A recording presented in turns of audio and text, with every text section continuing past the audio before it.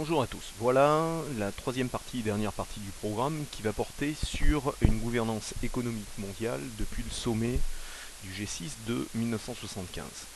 Alors, ce chapitre va sans doute vous rappeler un certain nombre d'éléments, soit de géographie, soit d'histoire, qu'on a déjà vus. Et je vous ai mis également, je vous distribuerai également une feuille A3 où vous pourrez prendre des notes qui résument un peu ce cours. Alors ce cours, probablement, il peut tomber en composition. Je pense qu'il devrait plus porter sur une composition que sur une étude de document, mais on ne sait jamais, les deux sont possibles pour la perspective du bac. Alors revenons d'abord en introduction, vous le voyez, à l'analyse des termes du sujet. Alors je reprendrai d'abord le terme de gouvernance, vous le voyez, vient du mot anglais governance, qui a été remis à l'honneur dans les années 90 par notamment les économistes et les politologues britanniques, anglo-saxons, et par certaines institutions internationales, que ce soit l'ONU, la Banque mondiale, le FMI. Et il désigne en fait l'art ou la manière de gouverner, mais avec deux préoccupations supplémentaires. D'une part, bien marquer la distinction avec le gouvernement en tant qu'institution. D'autre part, sous un vocable peu usité et donc peu connoté, promouvoir un nouveau mode de gestion des affaires publiques basé sur la participation de la société civile à tous les niveaux. Bon. En clair, le terme de gouvernance, c'est, retenez au moins cette définition, l'art et la manière de gouverner, sous-entendant la recherche d'une bonne façon de gouverner, intégrant différents acteurs. Alors, au cours de ces dernières années, justement, ce terme a été plus particulièrement utilisé dans les années 90 par la presse, l'enseignement, et il désigne en fait, avec le développement de la mondialisation, la nécessité de trouver une sorte de mode de gouvernement qui engendre un besoin de réguler au niveau global certains problèmes internationaux qui sont apparus. D'où la nécessité de trouver une gouvernance économique mondiale qui est encore assez floue, dont les réalisations sont modestes. On est très loin d'un véritable gouvernement mondial. Il n'empêche que depuis les années 70, on a tenté, ou plutôt certains États ont tenté de mettre en place cette gouvernance mondiale. Alors deuxième élément, justement, pourquoi avoir choisi l'année 1975? En fait, l'année 1975 marque le premier sommet du G6 qui devient l'année suivante le G7 en 1976.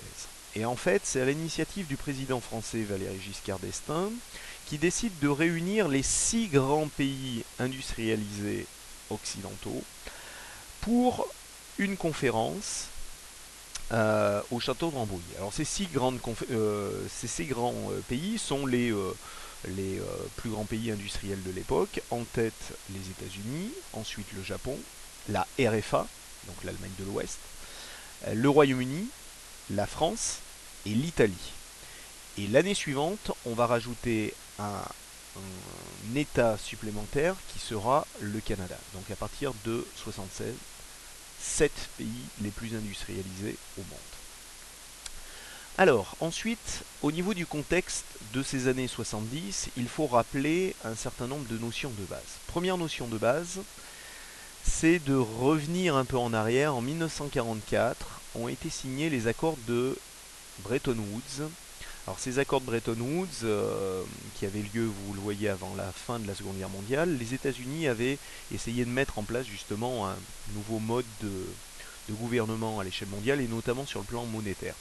Donc sur le plan monétaire, les États-Unis n'ont pas imposé, mais finalement le dollar s'est imposé comme monnaie, monnaie internationale, et notamment le dollar allait être établi autour d'une parité fixe en or. C'est-à-dire que un dollar valait un certain montant d'or qui pouvait être convertible à tout moment. Donc là, en fait, ce système de Bretton Woods, premièrement, essayait de mettre en place une sorte de gouvernance financière à l'échelle mondiale basée sur l'étalon or dollar. Donc une certaine stabilité au niveau de la conversion des monnaies. En plus de cela, les accords de Bretton Woods voulaient également diffuser le modèle libéral américain en matière économique. Donc on a eu une volonté de diffusion du modèle libéral en termes de transactions commerciales, donc favoriser les échanges internationaux et l'ouverture des frontières. D'accord.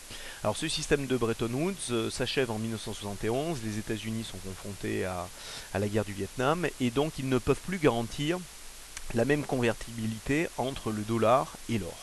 Donc à partir de là, il va y avoir, on pourrait dire, une période de trouble en termes de conversion, les monnaies flottent et on n'a plus la même stabilité financière. En plus de cela, au lendemain de la Seconde Guerre mondiale, va être créé ce qu'on appelle le FMI, le Fonds monétaire international, et la Banque mondiale. Ces deux institutions veulent justement garantir une certaine stabilité financière et également économique à l'échelle internationale et aider, si possible, les pays en difficulté en leur fournissant des fonds, donc c'est le but du Fonds monétaire international, voire même financer un certain nombre de crédits, c'est le but de la Banque mondiale. Alors tous les pays participant justement à la Banque mondiale au FMI devaient donner une certaine somme pour financer ces aides. Donc ces deux institutions se mettent en place au lendemain de la Seconde Guerre mondiale. Deuxième élément dans le contexte, c'est à partir de 1947 la création du GATT pour favoriser justement ce système du libre-échange. Donc désormais, on rentre dans une seconde phase de la mondialisation où les échanges internationaux vont être favorisés par ce système du libre-échange voulu en grande partie par les États-Unis. Troisième élément du contexte, c'est tout simplement qu'à partir de 1973, le monde rentre dans une crise économique liée en partie, mais pas seulement, au choc pétrolier qui résulte justement de la crise au Moyen-Orient. Donc à partir de 1973, on voit brutalement le cours du pétrole s'élever, alors que jusqu'à présent le pétrole était une énergie peu chère sur laquelle les pays industrialisés basaient leur production, et à partir du moment où le cours du pétrole s'est envolé, eh bien les pays industrialisés ont été frappés durement et on rentre dans une phase de crise économique. D'accord. Donc ces années 70, cette première partie des années 70, sont marquées par, on pourrait dire, des troubles à la fois sur le plan financier, mais également sur le plan économique et sur le plan des échanges internationaux. Alors à partir de là, on peut résumer ce contexte autour de toute notre période. Il y a des dates à retenir, des dates clés. La première, c'est celle qu'on a vue, c'est 1944, la conférence de Bretton Woods qui met en place justement ce système de parité entre le dollar et l'or. Deuxième date, 73, on l'a dit, c'est le premier choc pétrolier qui marque la fin des 30 Glorieuses, on pourrait dire, et le début de la crise économique, notamment dans les pays industrialisés. 75, la création du G6, et enfin 1991 marque, alors là c'est plus une date politique, la dissolution de l'URSS, mais également sur le plan économique, les États-Unis sortent grands vainqueurs de la guerre froide, nous l'avons vu, mais à partir de là, on peut dire que le système capitaliste et libéral s'impose comme étant le seul système économique valable depuis justement la chute du système communiste. 2001 voit la mise en place du premier forum social au Brésil, c'est-à-dire la volonté chez un groupe qu'on appelle les altermondialistes maintenant, de proposer une autre solution à la solution libérale et notamment de critiquer la mondialisation sans limite, la mondialisation sans règles et de voir qu'une autre mondialisation serait possible. Donc là, on a l'émergence d'un mouvement altermondialiste, critique vis-à-vis de la mondialisation financière, critique vis-à-vis de la mondialisation libérale. 2008 marque également le premier sommet du G20 aux États-Unis. C'est-à-dire que là, le club restreint des pays industrialisés est bien conscient qu'il faut élargir à l'ensemble des pays émergents pour mettre en place une sorte de club, une sorte de gouvernance à l'échelle mondiale qui regroupe à la fois les pays du Nord mais les pays émergents du Sud. 2009 marque le premier sommet, là, véritablement des pays émergents, des 5 grands pays émergents, 4, voire même rajouter l'Afrique du Sud, que sont le Brésil, la Russie, l'Inde, la Chine et ensuite l'Afrique du Sud, qui veulent contester d'une certaine manière la toute-puissance des pays du Nord et qui veulent s'imposer dans les négociations commerciales et économiques contre les pays du Nord. Alors, la problématique générale pourrait se résumer autour de 3 questions. La première, en quoi la gouvernance économique mondiale a-t-elle progressé depuis 1975? Première question. Seconde question, les progrès réalisés pour construire une gouvernance économique mondiale se sont-ils traduits par une régulation plus efficace de la mondialisation économique? Donc savoir si ces progrès de la gouvernance économique se sont traduits véritablement par un certain nombre de règles à l'échelle mondiale sur le plan économique. Troisième élément, la gouvernance mondiale ne masque-t-elle pas l'hégémonie d'un petit groupe d'États que serait un petit groupe d'États des pays du Nord, voire même de certains pays émergents? Voilà pour la problématique générale. Alors, passons maintenant à la première partie. Première partie qui va porter sur le bouleversement des hiérarchies, c'est-à-dire de voir en fait depuis ces années 70, cette première partie va essayer de montrer quelles sont les évolutions qu'on peut voir se mettre en place à partir de ces années 70 en termes de hiérarchie mondiale. Bon, premier élément, dans ces années 70, si on se base sur ces deux documents, le premier, on le voit ici, porte sur l'évolution du baril de pétrole entre 1880 et 1960. Alors, cette évolution du baril de pétrole, vous le voyez, va conduire à partir de 1973, eh bien, on va noter une première crise pétrolière en 1973 et un second choc en 1979 qui se marque par l'augmentation brutale du prix du baril qui était jusqu'à présent un prix du baril très peu cher, aux alentours de 10 à 20 dollars, qui brutalement va tripler, voire même être multiplié par 5. Il va atteindre jusqu'à 100 dollars le baril, alors qu'il était, vous voyez, avant 73, à peine à 10 dollars. En l'espace de quelques années, il va être multiplié par 10. Donc ce choc pétrolier va se traduire par, vous le voyez, une crainte d'une pénurie de pétrole, non seulement à la pompe, et là on peut rejoindre l'actualité immédiate, mais également au niveau de l'industrie. L'industrie va devoir prendre conscience que désormais cette source d'énergie n'est pas une source d'énergie inépuisable, et une source d'énergie qui ne coûte que très peu cher. Donc, premier point, le Nord en difficulté, face justement à cette crise qui apparaît au début des années 70.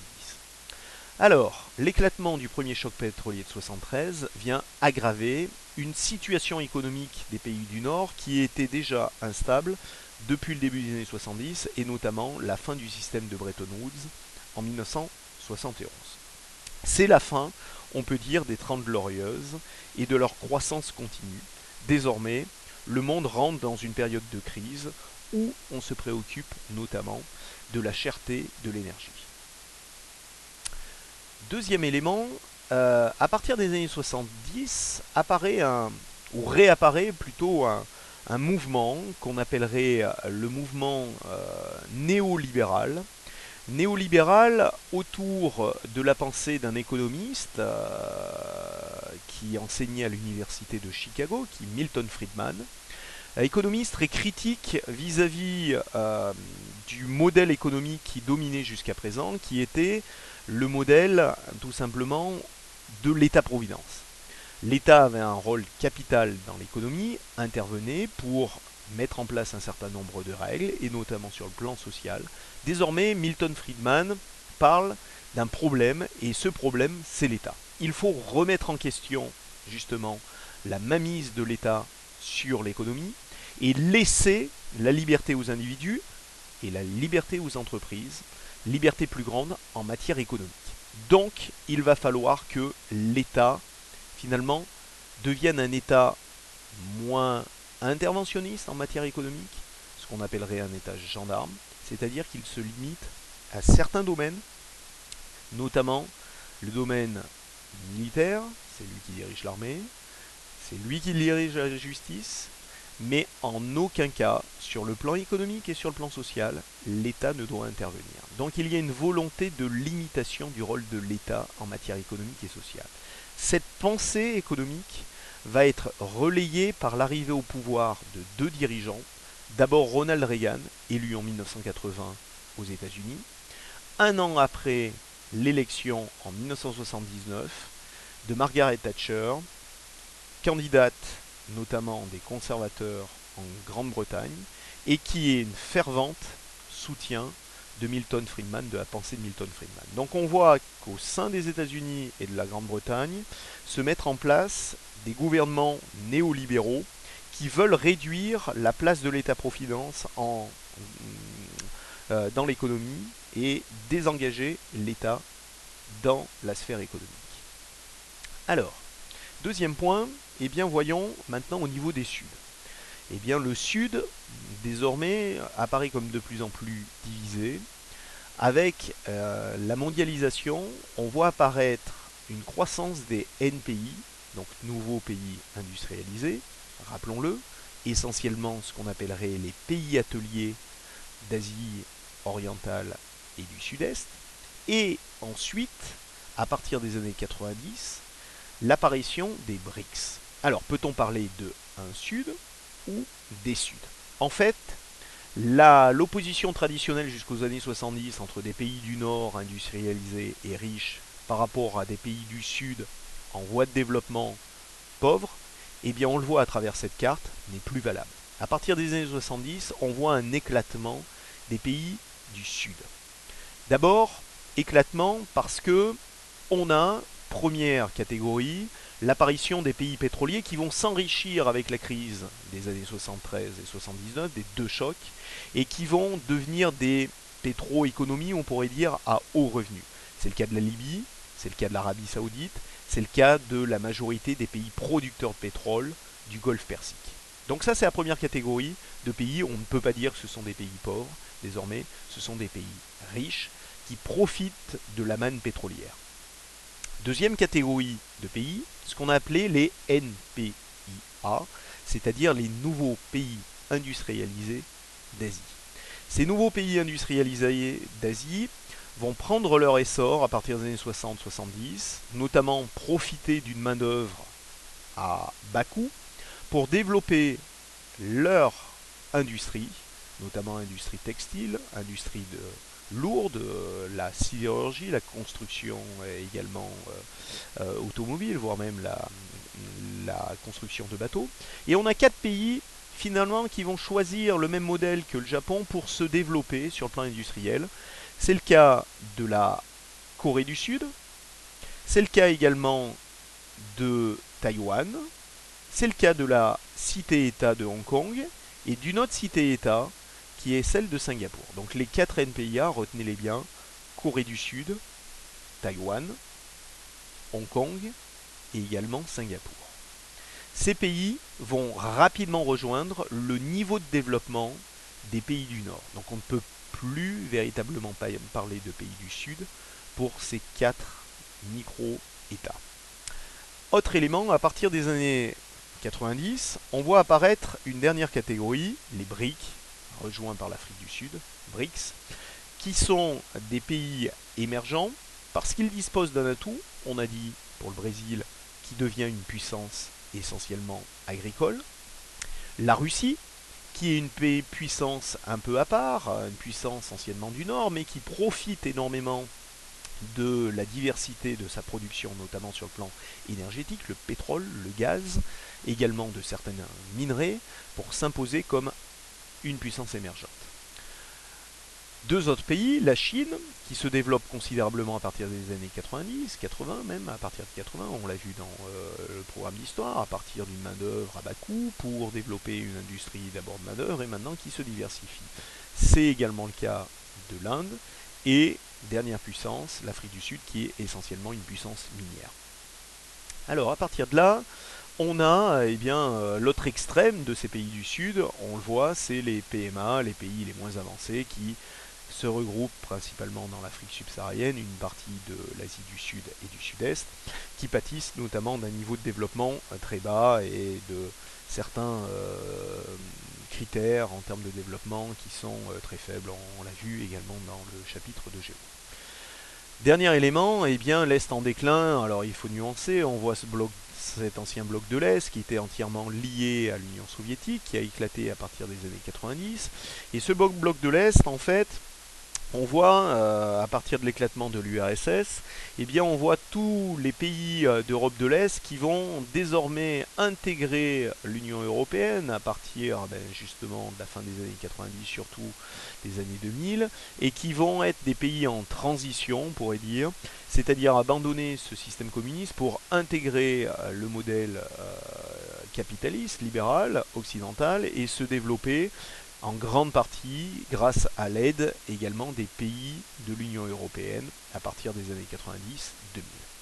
Donc voilà pour cette première partie. On va attaquer maintenant la deuxième partie qui va porter sur la gouvernance économique mondiale à l'épreuve de la mondialisation.